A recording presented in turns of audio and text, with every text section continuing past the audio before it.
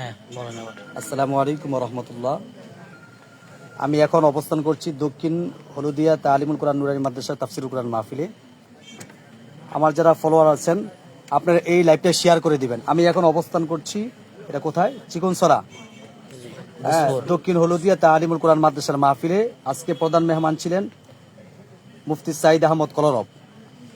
তো এখানে একজনের নাম দেওয়া হয়নি, ওনার নামটা কি? হ্যাঁ আচ্ছা, তো এরম ইয়া করছে, তো আপনারা ধরবেন না আপনারা?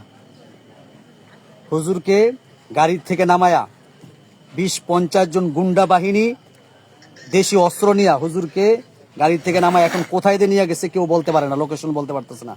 এজন্য বলবো যারা দেখতেছেন লাইভ অবশ্যই শেয়ার করে দিবেন। প্রত্যেকের জায়গা থেকে নিজ নিজ দায়িত্বে আপনার লাইভটা শেয়ার করে দিবেন, প্রশাসন পর্যন্ত এই লাইভটা পৌঁছায় দিবেন ইনশাল্লাহ।